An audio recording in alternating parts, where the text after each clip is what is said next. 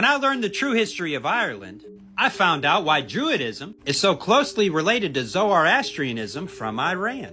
Now, Irish history is recorded as mythology. Mythology is nothing more than these people from way back in the day trying to tell us history. Best they could, with the understanding that they had of their natural world, as had been taught to them. It equates to a giant game of telephone, where some of the historians were real fantastical in their imaginations, retelling the story. And others twisted it up entirely so that they could oppress the people with it. According to their own written histories, and I do mean mythologies, the person who founded Scotland and Ireland is Scata, the daughter of an Egyptian pharaoh who married a Babylonian man and created the Gaelic race. According to themselves, Scata is the mother of Ireland and Scotland. The daughter of Egyptian pharaoh Akhenaten, who fled Egypt around 1335 BC following a rebellion in which Akhenaten was overthrown. That rock right there is from Egypt. And the kings of Ireland, Scotland, and England are real concerned about that rock right there, because it legitimizes their claim to that throne right there, which belonged to her. Now, this story is pretty hard to track down with actual evidence, with the written histories considering who wrote them and why. But it is interesting to note that Tutankhamun's breastplate had 4 Baltic beads in it, and so it's absolutely confirmed that Egypt had contact with Ireland and Scotland. But the link between Ireland and ancient Egypt is the subject of ongoing research and debate, with some historical and archaeological evidence suggesting potential connection, while others remain speculative. The most significant link is the series of shared cultural artifacts and tradition, particularly in the context of early Irish Christianity, the early Irish Christians being the ones writing that mythology. According to those who wrote the history of the Irish and the Scottish, back in 1200 AD, said that it was formed by Scata in 1335 BC.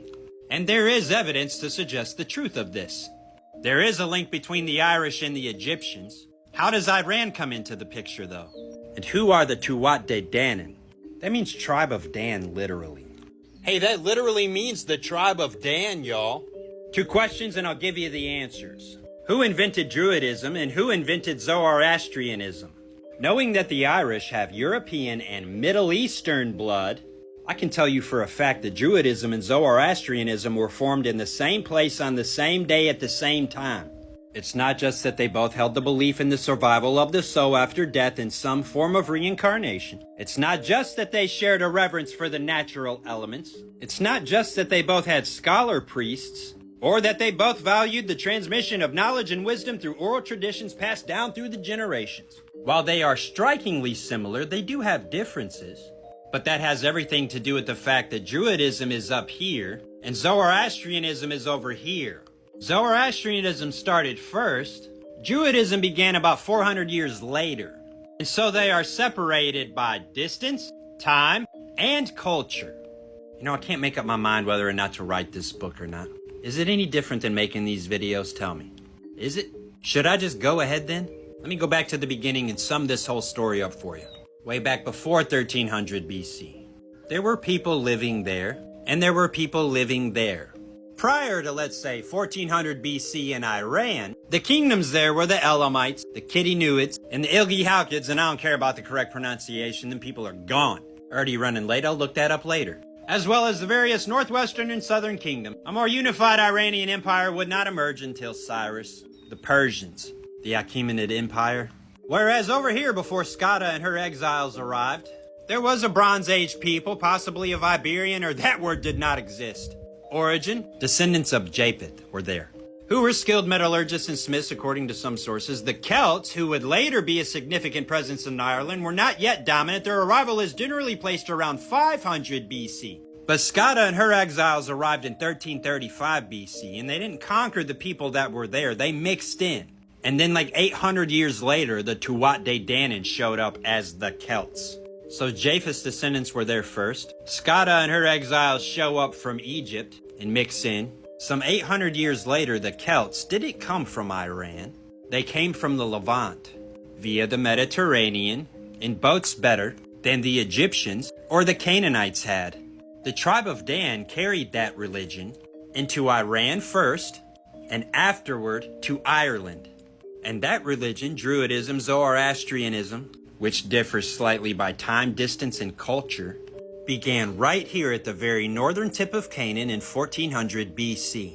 and was first carried into Iran, where it was integrated with the local population, the local cultures and customs, and then afterward it was carried from the same place in the northern tip of Canaan, this direction into Ireland, the Tuatha Dé Danann being the gods of the Irish mythology, who arrived a long time after Skada and her exiles.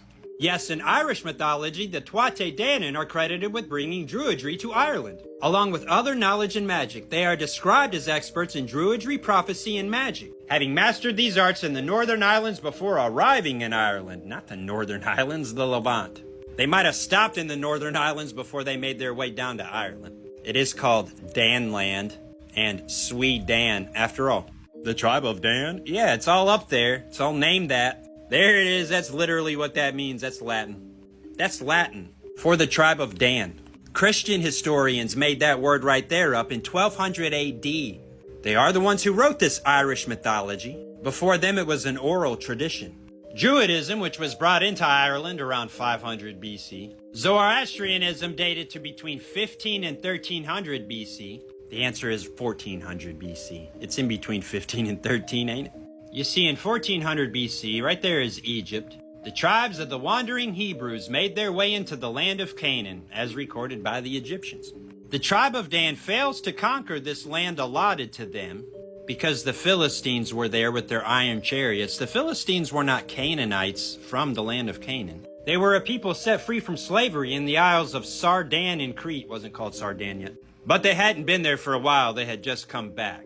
Dan had trouble with those fellas, so they went to the far north tip of Canaan and scouted out a town called Laish.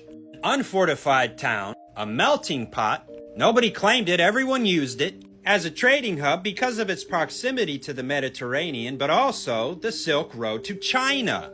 Ended right there in Laish. Psych, it went all the way to the Mediterranean from Laish.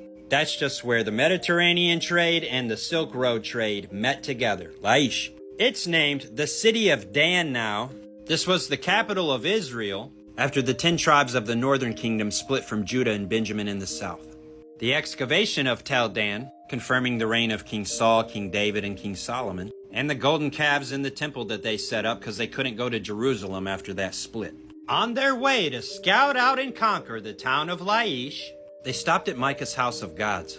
They took from Micah's house of gods the teraphim, the earth angels, the pre-flood deities, idols to the fallen angels. They also took the graven images, idols of Semiramis and Nimrod, who are Ashtoreth and Baal, Isis and Osiris, Odin and Frigg. And then they also took with them the Levite priest who had the Torah, mixing these three religions into a new one, that mythology. They didn't just carry that into Iran. They didn't just take it to Ireland. They took it down into the Indus Valley. They took it over into China, Silk Road, remember? They took it all up into Europe. Look, the Mediterranean connects to the Black Sea right there. Before 1400 BC, all the people who had made it to all these places already knew about the teraphim and Semiramis and Nimrod. So the differences between the mythologies that are actually just the same story shared regionally are cultural. Our distance in time. It's the same story, dressed up in everyone's local customs. So that Druidism and Zoroastrianism are the same exact religion. It's just that this one is in Iran from 1400 BC, and this one is from Ireland, 500 BC. But for surely they knew about the teraphim and Semiramis and Nimrod because of Skada and her Babylonian husband. The Tuatha Dé Danann are the tribe of Dan who carried the new religion they formed in 1400 BC on their way to Laish and spread it all over the world.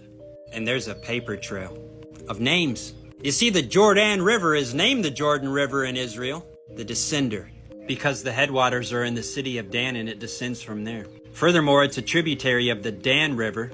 The tribe of Dan renamed it when they took over Laish and named it the city of Dan. The Dan River and the Jordan River are named after the tribe of Dan without a doubt, and they continued that practice everywhere they put their boats into the rivers. The tribe of Dan is the serpent and the judge. St. Patrick killing all the snakes was code for killing the Druids. The Druids holding the religion of the tribe of Dan. That's where the snake thing came from. Get it?